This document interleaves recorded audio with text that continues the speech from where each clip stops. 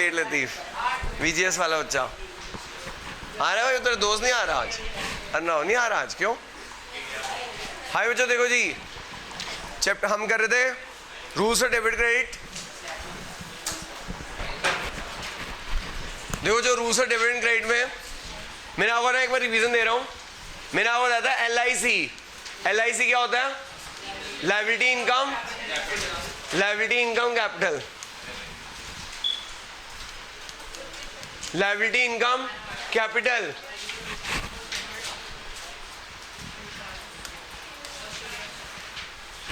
है समझिएगा, liability income capital. मैंने आपको बताया था लायबिलिटी इनकम कैपिटल जो होती है क्रेडिट साइड में इंक्रीज होती है, क्रेडिट साइड में इंक्रीज होती है और डेबिट साइड में डिक्रीज होती है। तो याद रखिए जो liability income capital credit side में इंक्रीज होती है और डेबिट साइड में डिक्रीज होती है।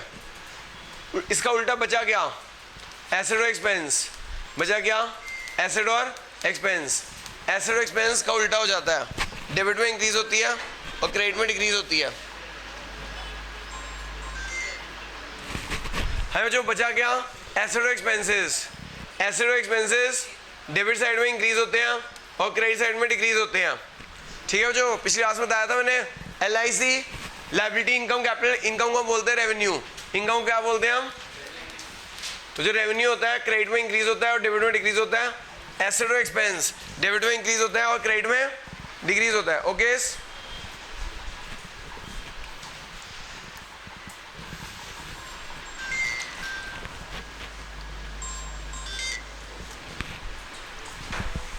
है जो देखिएगा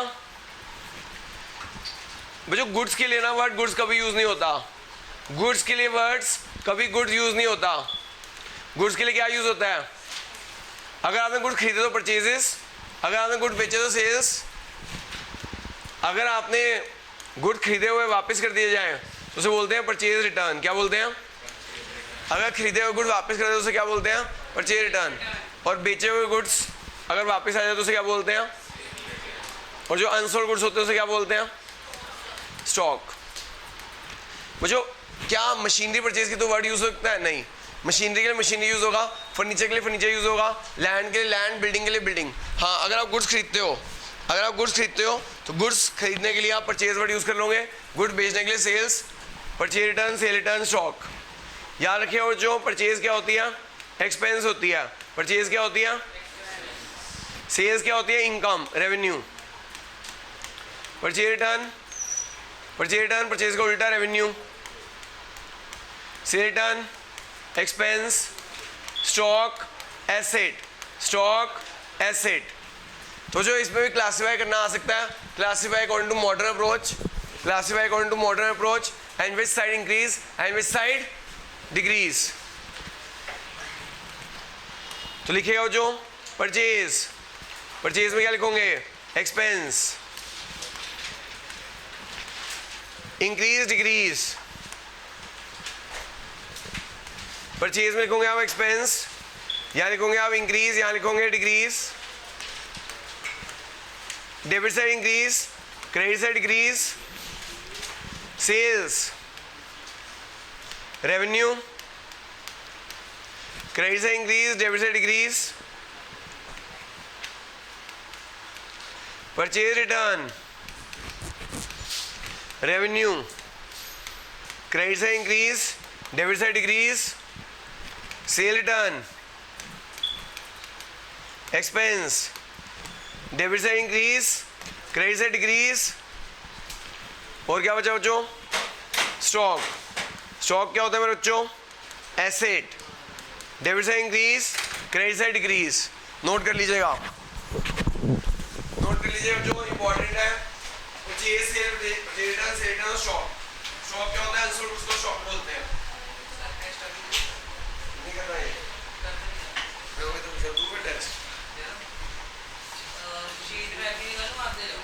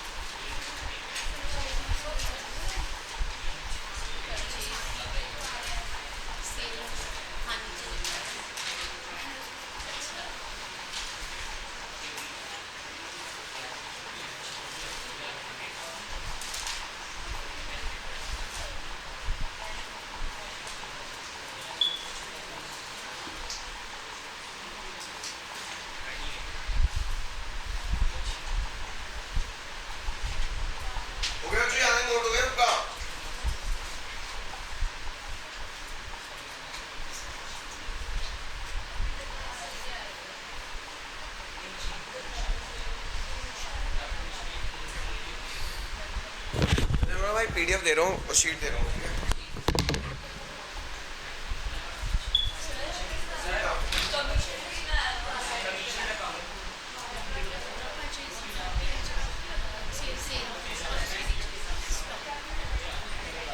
कमीशन पेड है रिसीव्ड है सर भाई नहीं कुछ नहीं कहो खर्चा होगा क्या क्या मैंने सर रिसीव किया था सिर्फ कमीशन कहो खर्चा होगा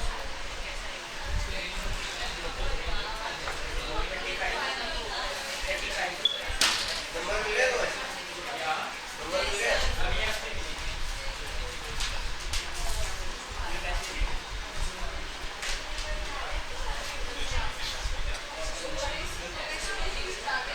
हो गया जो है नोट हो गया उनका नेक्स्ट अभी दे रहा हूँ 2 मिनट रुक जाओ भाई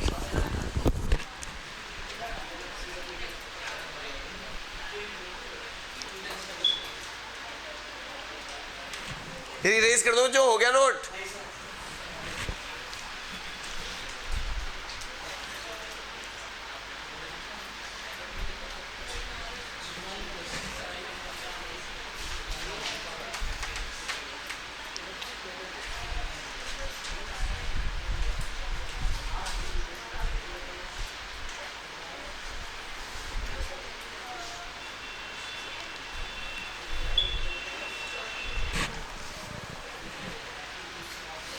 हाँ जी सर कब है सर अरे तो बहुत दूर है सर क्या सिलेबस आ रहा है आपको तो सर हमने 4 तो कर ही लिया 1 चैप्टर थ्योरी का है वो कर लेंगे जनरल के बाद ठीक है सर हाँ भी हो गया क्या चलो आगे ठीक है हाँ जो देखो जी आगे लिखो जो बैड डेट क्या होता है मैं ढूंढ के दे रहा हूँ भाई जरा हाँ जो बैड डेट क्या होता है loss arising from non payment debt is called bad debt जो एक होता है बैड डेट रिकवर्ड वो जो बैड डेट हमारा ना एक्सपेंस होता है बैड डेट हमारा एक्सपेंस होता है बैड डेट रिकवर्ड इनकम होती है रेवेन्यू वो जो बैड डेट हमारा एक्सपेंस होता है और बैड डेट रिकवर्ड डूबा हुआ पैसा वापस मिलता है रेवेन्यू एक होता है डिस्काउंट अलाउड अगर डेटर्स को डेटर्स हमें पैसे लेने हैं अगर उन्हें कहा है कि जल्दी पैसे दे दो हम आपको डिस्काउंट देंगे तो ये हमारा एक्सपेंस होता है इससे फ़ायदा क्या होता है बैड डेट का खतरा कम हो जाता है और एक होता है क्रेडिटर हमें डिस्काउंट दे दे तो उसे बोलते हैं डिस्काउंट रिसीव्ड वो डिस्काउंट से इनकम होती है तो एक्सपेंस किस साइड इंक्रीज होता है डेबिट साइड में इंक्रीज होता है क्रेडिट साइड में डिक्रीज होता है बैड डेट रिकवर इनकम होती है क्रेडिट साइड में इंक्रीज होती है डेबिट साइड में डिक्रीज होती है डिस्काउंट अलाउड एक्सपेंस होता है डेबिट साइड में इंक्रीज होती है क्रेडिट साइड में डिक्रीज होता है discount receive income credit side में इंक्रीज डेबिट साइड में डिक्रीज ओके नोट कर लेना बच्चों सब बच्चे नोट कर लें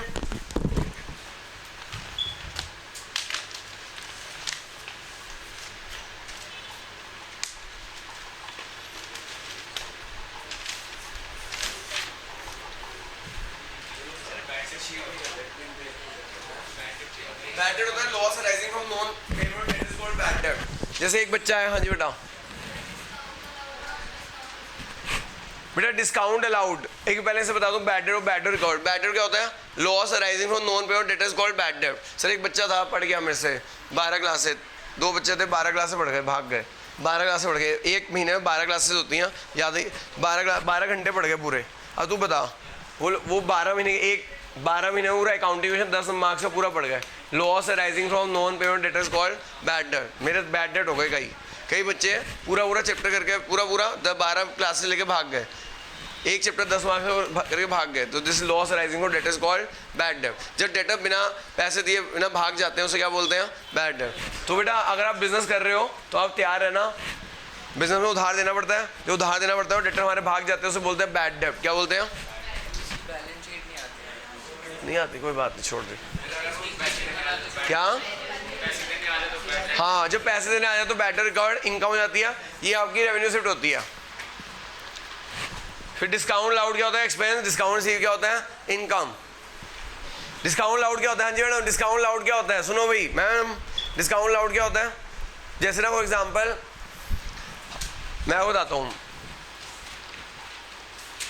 मान लो हमारी फीस है 12th की 30,000 रुपये इस साल, 3 इंस्टॉलमेंट देनी होती है मैडम, 10,000 पहले महीने, 10,000 दूसरे महीने, 10,000 तीसरे महीने, 12th की फीस है। एक बच्चे ने कहा सर मैं ना ये पहले महीने देनी है, दूसरे महीने में देनी है, ये तीसरे महीने में देनी है। एक बच्चे ने कहा कि सर मैं ना सारी इकट्ठे दे देने को तैयार हूँ, कुछ डिस्काउंट मिलेगा? अर्ली पेमेंट करने को तैयार हूँ, कुछ डिस्काउंट मिलेगा? मैंने कहा हाँ। वो बच्चा मेरा क्या डेटर है, मुझे उसे 30,000 रुपये लेने हैं। उस बच्चे ने कहा सारी फीस मैं इकट्ठे दे देता हूँ, क्या कुछ डिस्काउंट मिलेगा? मैंने कहा हाँ जी मिलेगा। अर्ली पेमेंट के आ रहे हैं जो डिस्काउंट दे रहा हूँ मैंने, ठीक है आप अर्ली पेमेंट कर रहे हो, दो महीने पहले पेमेंट कर रहे हो, आप 29,000 रुपये फीस दे देना। मैंने उसे 1,000 क्या दे दिया? डिस्काउंट अलाउ, उसको मैंने डिस्काउंट अलाउ कर दिया। क्या कर दिया मैंने? डिस्काउंट। तो डेटर्स को जो हम अकाउंटिंग विषय में क्या था कि amount receive on debtor in full settlement, amount receive on debtor in, याद है अकाउंटिंग विषय? तो वो जो फुल सेटलमेंट था वो डिस्काउंट अलाउड था। क्या था? समझ आ गया? ऐसा हम क्यों देते हैं डिस्काउंट अलाउड? ताकि जल्दी से पेमेंट आ जाए। एक इससे फ़ायदा क्या होता है जल्दी से पेमेंट आने का? एक तो बैड डेट का खतरा खत्म हो जाता है, क्योंकि भाई अदरवाइज क्या पता वो एक इंस्टॉलमेंट देके भाग जाए, है ना? अब वो भाग नहीं सकता बच्चा। अगर मैं सारे पैसे इकट्ठे हो जाए तो जो एक ना स्ट्रेस रहता है मेरे को बड़ा, कि बच्चा पढ़ के ना भाग जाए, वो स्ट्रेस खत्म हो जाता है। तो bad debt, loss arising from non payment debt is called bad debt. Discount allow करने से जो खतरा बना रहता है ना, बैड डेट ना हो जाए, बच्चा भाग ना जाए, वो खतरा खत्म हो जाता है। ऐसे ही डिस्काउंट रिसीव क्या होता है? हमने जो क्रेडिटर को पेमेंट करनी थी, अगर हम उन्हें कह दें कि हम आपको जल्दी पेमेंट कर देते हैं, कुछ डिस्काउंट मिलेगा, तो उन्होंने हमें डिस्काउंट दे दिया, तो वो क्रेडिटर हमें जो अलाउ कर देते हैं कम पैसे दो, that is discount receive. Income होती है, रेवेन्यू होती है, क्रेडिट में इंक्रीज, डेबिट में डिक्रीज। ओके हो गया मैडम नोट? तो जो ये ना हमारे हम रूल्स और डेबिट क्रेडिट में यही होता है, इसमें क्लासीफाई करना होता है कि एसेट है, लायबिलिटी है, इनकम है, एक्सपेंस है, और किस साइड इंक्रीज हो रहा है और किस साइड डिक्रीज हो रहा है। ये है रूल्स और डेबिट क्रेडिट। रूल्स और डेबिट क्रेडिट हम साइड बाय साइड करते रहेंगे। आज हम साथ में शुरू कर रहे हैं जनरल, क्योंकि जनरल भी कुछ नहीं है, इसकी एप्लीकेशन है। वो जो जनरल एक ऐसी बुक होती है जिसके अंदर ना हम सारी ट्रांजेक्शन रिकॉर्ड करते हैं in terms of debit and credit, सारी ट्रांजेक्शन रिकॉर्ड करते हैं in terms of debit and credit.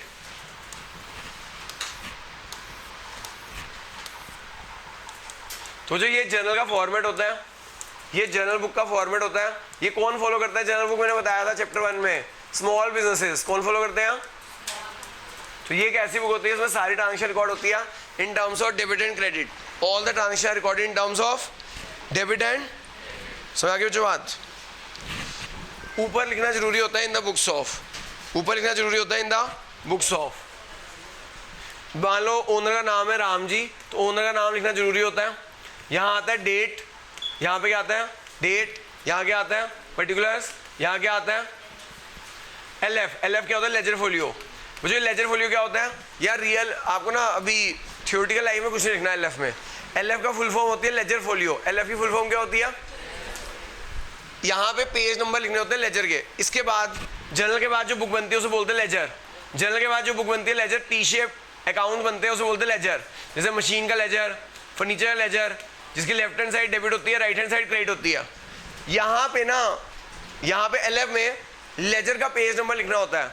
LF में क्या लिखना होता है? लेजर का, कि ये जर्नल से लेजर में कौन से पेज पे हमने रिकॉर्ड किया, जर्नल से लेजर में हमने कौन से पेज पे रिकॉर्ड किया। और ऐसे ही लेजर में ना जीएफ डालना होता है, जनरल फोलियो डालना होता है, कि ये जो लेजर में ये जो जर्नल के कौन से पेज से यहाँ पे रिकॉर्ड किया। समझ की बात? तो लेजर हमें जर्नल में लेजर का पेज नंबर डालना होता है और लेजर में जर्नल का पेज नंबर डालना होता है। ओके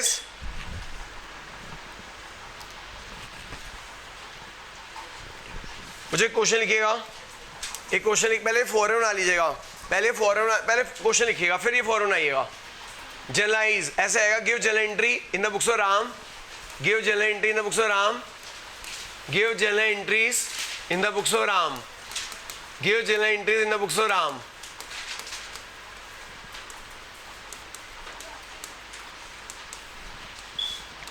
लिखिएगा मशीनरी परचेज 50,000, मशीनरी परचेज की 50,000। फिर लिखिएगा machinery sold, machinery purchase, machinery sold. Sir अगर डेट दे रखी हो तो डेट आ जाएगी, अगर डेट ना दे रखी हो तो क्या आ जाएगा, सीरियल नंबर। ऐसे अकाउंटिंग विषय में भी ये होता है, अगर आपको डेट दे रखी हो तो डेट आ जाएगी, अगर डेट ना दे रखी हो तो सीरियल नंबर आ जाएगा। क्या तो in the books of dash dash dash, अगर नाम ना दे रखा हो डैश डैश डैश डाल दो, ऐसे मतलब जगह छोड़ दो खाली। हमें जो मशीन परचेज 50 है, मशीन सोल्ड 20,000, फर्नीचर परचेज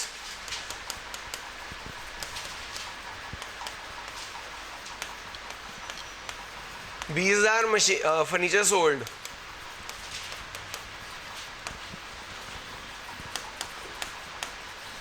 फिर building purchase, building purchase 10,000, building sold.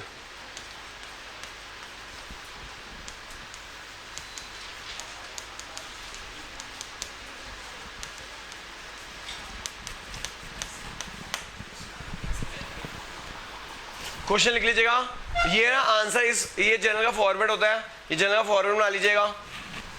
फिर मैं आपको जनरल सिखाता हूँ।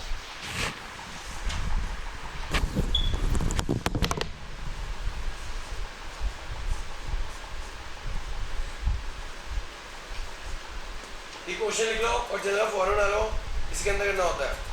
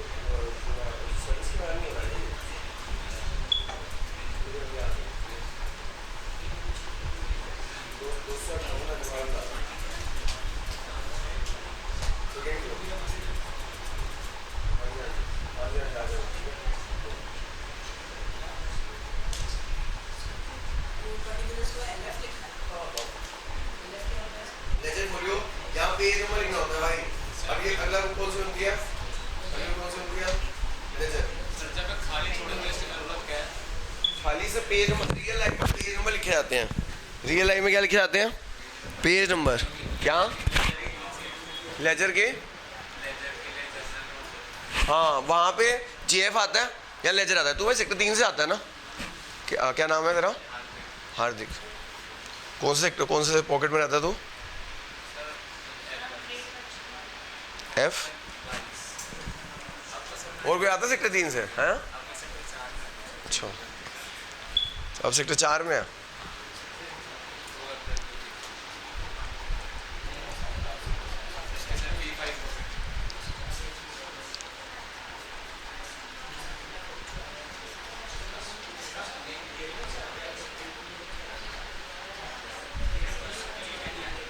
और कोई सेक्टर 3 या 4 से आता है यहाँ पे? कोई सेक्टर 3 या 4 से आता है बच्चा? नहीं ना।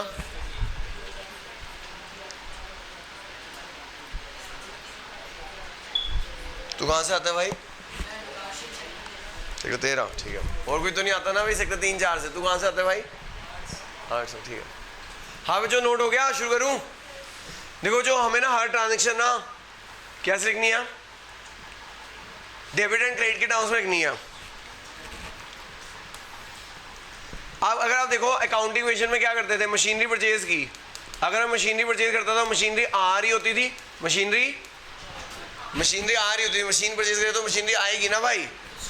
हाँ मशीनरी परचेज करे तो मशीनरी आएगी और कैश जाएगा, और कैश मशीनरी आएगी और कैश जाएगा, मशीनरी आएगी और कैश, मशीनरी आ रही है और कैश, मशीनरी आ रही है और कैश।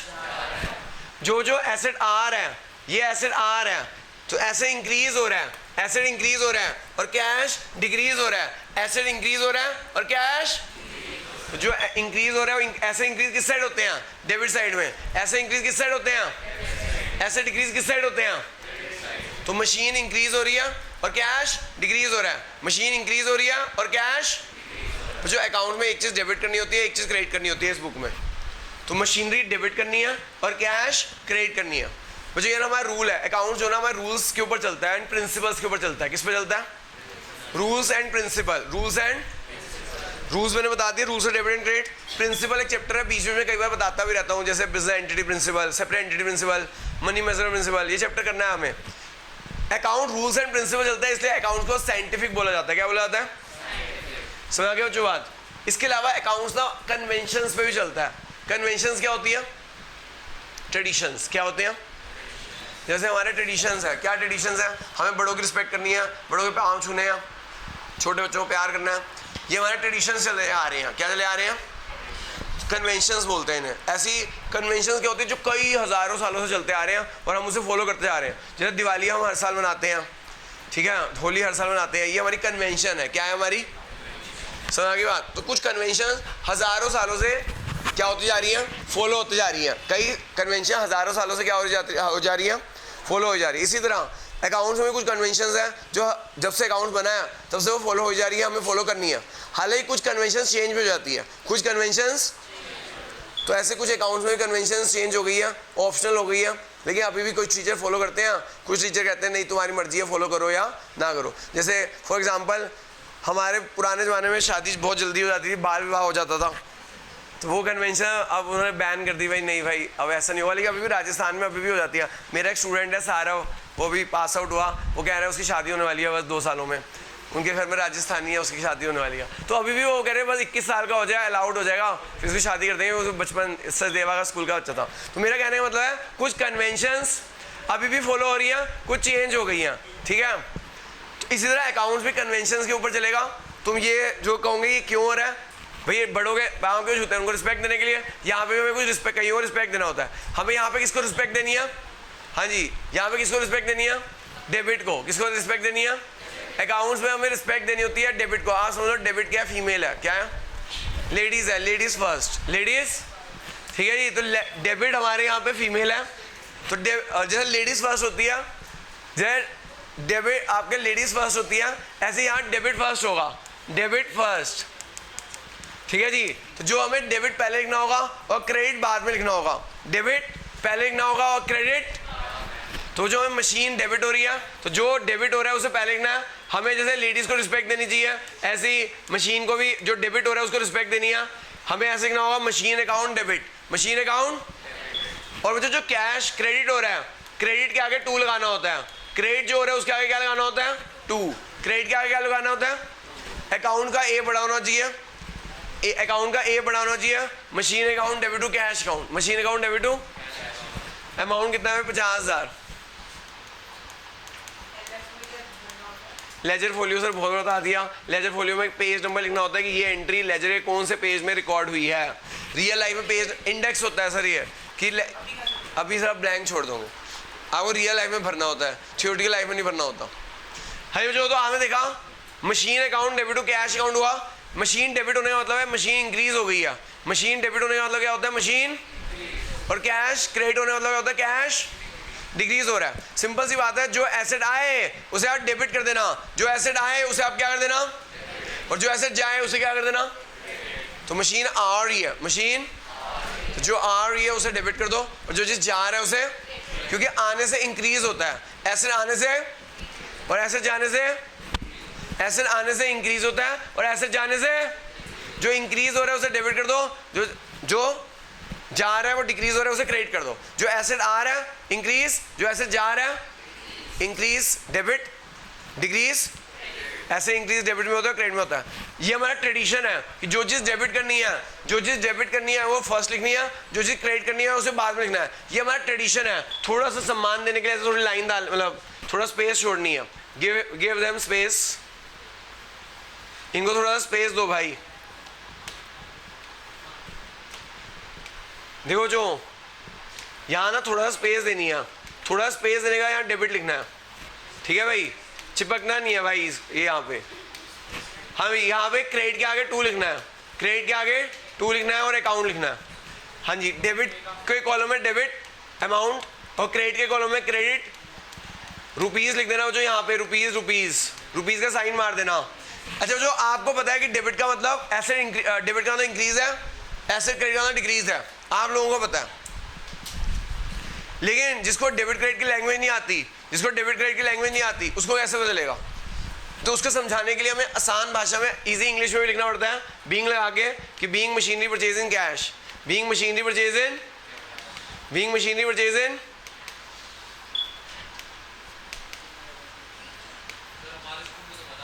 सर वो तुम्हारे स्कूल कल मैंने बोला सचदेवा में मना किया, तो वहाँ पे सचदेवा के कुछ बच्चे बैठे हुए थे कल, कह रहे सचदेवा में कहा है बीइंग लगाओ। मैंने यही बोला कि सचदेवा में मना करते हैं, बीइंग लगाने से मना करते हैं। कल कौन बैठा हुआ था सचदेवा का? और भी बैठा हुआ था कोई है? पीतमपुरा में कहा रहे तुम्हारी मर्जी है, क्योंकि कल कुछ सचदेवा के बच्चे बैठे हुए थे, उन्होंने, मैंने यही कहा कि सचदेवा में बीइंग लगाने से मना करते हैं, तो उन्होंने कहा कि हमारी टीचर ने कहा बीइंग लगाना है।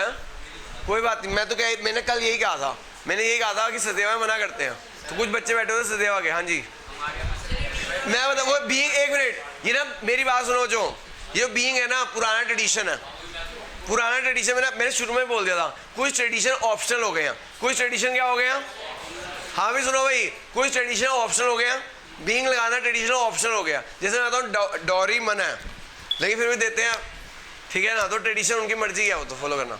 तो बीइंग लगाना ऑप्शनल है, बीइंग लगाना ऑप्शनल होता है, लेकिन कुछ स्कूल टीचर कहते हैं नहीं, कुछ स्कूल टीचर कहते हैं नहीं बीइंग लगाना है, कुछ टीचर कहते हैं तुम्हारी मर्जी है, ठीक है ना।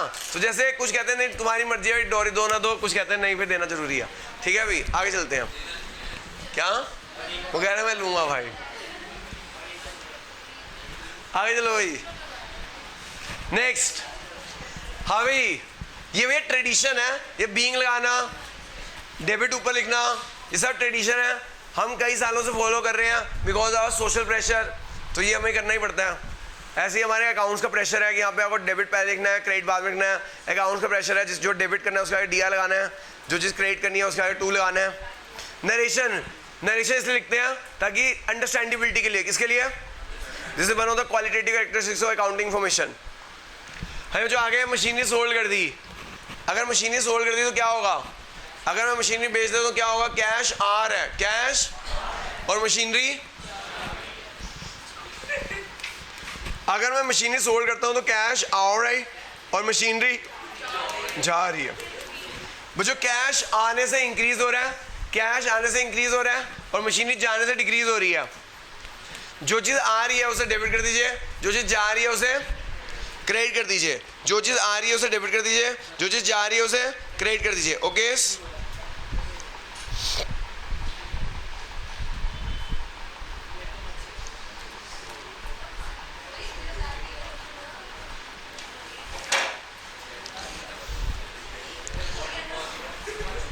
हाँ बच्चों, किसी डाउट? ज़्यादा पानी आ रहा है क्या? मैंने बुलाया आज इलेक्ट्रिशियन को, हाँ इलेक्ट्रिशियन बुला लिया। क्या सर? देखो वो ना ट्रेडिशनल रूल है, जो आप बता रहे हो ना मेरे को, वो ट्रेडिशनल रूल है। मैंने आपको बताया था, हेलो, मैंने पिछली क्लास में बताया था, कुछ टीचर पुराने ज़माने की हैं, हमारे टाइम पे हमें ट्रेडिशनल रूल से पढ़ाया जाता था, ठीक है, लेकिन मॉडर्न रूल ज़्यादा आसान है, तो मैं मॉडर्न रूल से करा रहा हूँ। मॉडर्न रूल कहता है कि एसेट इंक्रीज होते हैं डेबिट साइड में, डिक्रीज होते हैं क्रेडिट साइड में। अगर एसेट आ रहा है, अगर एसेट तो वो इंक्रीज हो रहा है, एसेट जा रहा है तो डिक्रीज हो रहा है। एसेट इंक्रीज होते हैं डेबिट साइड में, एसेट डिक्रीज होते हैं क्रेडिट साइड में। समझ आ गया बात? जो आप बोल रहे हो वो ट्रेडिशनल अप्रोच है, मैं ट्रेडिशनल अप्रोच कराऊंगा बाद में।